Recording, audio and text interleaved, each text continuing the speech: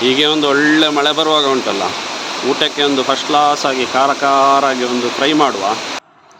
ಈಗ ಕೆಸುವಿನ ಎಲೆ ದಂಡು ಉಂಟಲ್ಲ, ಆ ದಂಡಿನಲ್ಲಿ ಒಂದು ರಾ ಫ್ರೈ ಮಾಡಲಿಕ್ಕೆ ಆಗ್ತದೆ, ಭಾರಿ ಸೂಪರ್ ಆಗ್ತದೆ ಆಯಿತಾ.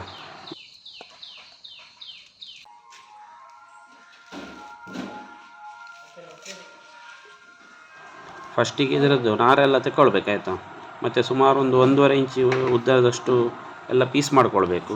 ಈ ರೀತಿ ಎಲ್ಲ ನಾರೆಲ್ಲ ತೆಗೆದು ಕ್ಲೀನಾಗಿ ಅದನ್ನು ಪೀಸ್ ಮಾಡಿ ಇಟ್ಕೊಳ್ಳುವ. ಇನ್ನು ಇದನ್ನು ಚೆಂದ ಮಾಡಿ ತೊಳೆದು ಬೇಯಿಸ್ಕೊಳ್ಬೇಕು.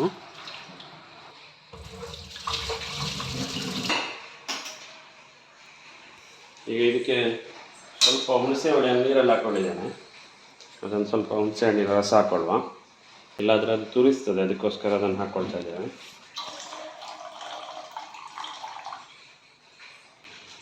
ಇದನ್ನು ನಾನು ಬೇಯಲಿಕ್ಕೆ ಹಾಕುವ.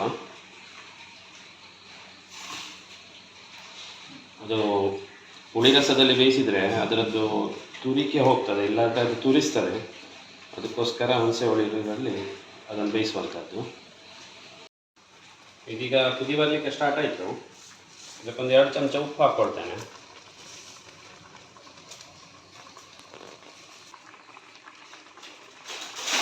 ಈಗ ಬೆಂದಿದೆಯಾ ನೋಡುವ.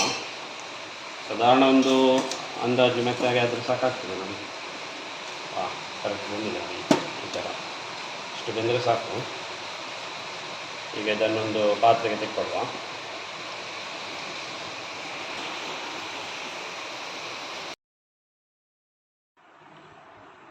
ಇದನ್ನು ಎಣ್ಣೆಯಲ್ಲಿ ಪುನಃ ಫ್ರೈ ಮಾಡಲಿಕ್ಕುಂಟು, ಹಾಗೆ ಸ್ವಲ್ಪ ಹದ ಮಟ್ಟಿಗೆ ಬೇಯಿಸಿದರೆ ಸಾಕಾಗ್ತದೆ, ತುಂಬ ಬೆಂದು ಹೋಗ್ಬೇಕಂತೇಳಿ ಏನಿಲ್ಲ. ಹಾಗೆ ಇದನ್ನು ಸ್ವಲ್ಪ ಹೊತ್ತು ತಣಿಲಿಕ್ಕೆ ಬಿಟ್ಟುಬಿಡುವ. ಈಗ ಮಸಾಲೆಗೆ ಒಂದು ಮಿಕ್ಸಿ ಜಾರ್ನಲ್ಲಿ 7-8 ಬ್ಯಾಡಗಿ ಮೆಣಸು, ಒಂದು 7-8 ರಾಮನಾಡು ಮೆಣಸು ಅಥವಾ ಊರ ಮೆಣಸು ಹೇಳ್ತೀವಲ್ಲ, ಅದನ್ನು ಹಾಕ್ಕೊಳ್ತಾ ಇದ್ದೇನೆ. ಸಣ್ಣ ತುಂಡು ಹಿಂಗು ಮತ್ತು 1 ಚಮಚ ಕೊತ್ತಂಬರಿ ಹಾಕ್ಕೊಳ್ತಾ ಇದ್ದೇನೆ. ಇದಕ್ಕೆ ಸುಮಾರು 1 ಗಂಟೆ ನೆನೆಸಿಟ್ಟಂತಹ ಅಕ್ಕಿ ಒಂದು 2 ಇಡಿಗಳಷ್ಟು ಹಾಕ್ಕೊಳ್ತಾ ಇದ್ದೇನೆ.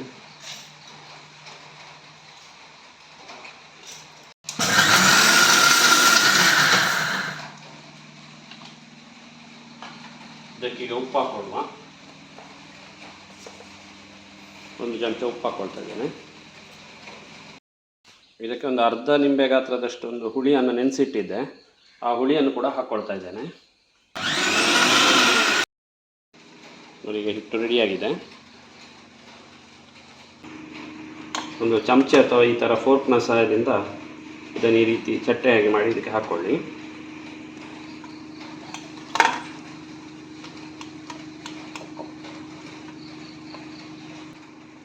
ಈಗ ಇದಕ್ಕೆ 1 ಚಮಚ ಕಡಲೆ ಹಿಟ್ಟು, ಅಂದರೆ ಕಡಲೆ ಹಿಟ್ಟು ಹಾಕಿದರೆ ಒಳ್ಳೆ ಕೋಟಿಂಗ್ ಹಿಡಿತದೆ, ಅದಕ್ಕೋಸ್ಕರ.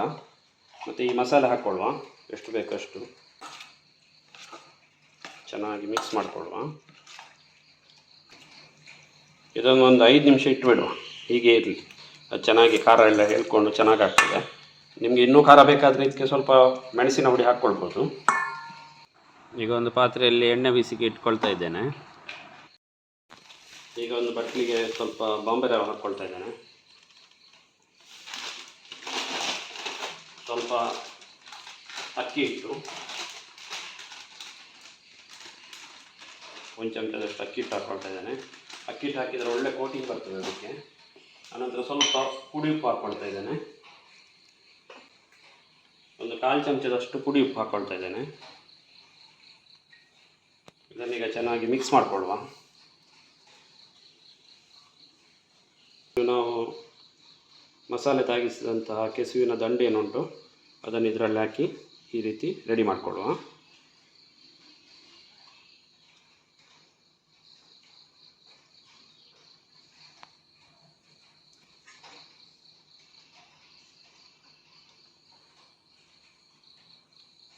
ನೋಡಿ, ಎಲ್ಲ ರೆಡಿಯಾಗಿದೆ.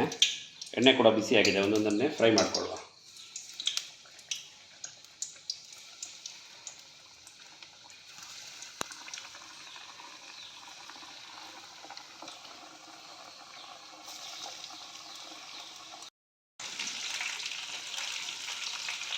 ಈಗ ಸ್ವಲ್ಪ ಹೊತ್ತು ಕೈ ಆಡಿಸಬಾರ್ದು. ಈಗ ಒಂದು 2 ನಿಮಿಷ ಆಯಿತು. ನಿಧಾನಕ್ಕೆ ಇದನ್ನು ಒಂದು ಸಲ ಮುಗಿಸಿ ಹಾಕು. ಇದು ಗಟ್ಟಿ ಆಯಿತು ನೋಡಿ, ಎಷ್ಟು ಚೆನ್ನಾಗಾಯಿತು ನೋಡಿ. ಈಗ ನೊರೆ ಬರುವುದೆಲ್ಲ ನಿಂತಿದೆ, ಅದು ಮೇಲ್ಗಡೆ ಬಂದಿದೆ. ಅಂದರೆ ಇದು ಫ್ರೈ ಆಗಿದೆ ಅಂತೇಳಿ ಲೆಕ್ಕ. ಈಗ ಇದನ್ನೊಂದು ಪಾತ್ರೆಗೆ ತೆಕ್ಕೊಳ್ಳುವ.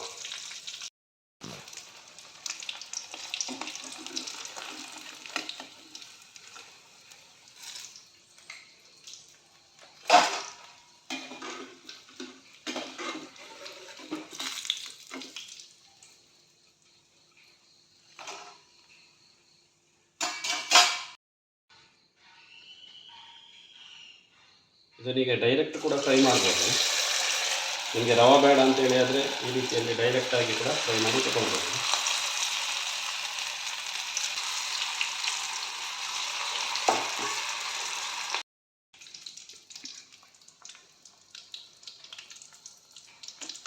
ನೋಡಿ, ಡೈರೆಕ್ಟಾಗಿ ಕೂಡ ಈ ರೀತಿಯಲ್ಲಿ ಫ್ರೈ ಮಾಡ್ಬೋದು.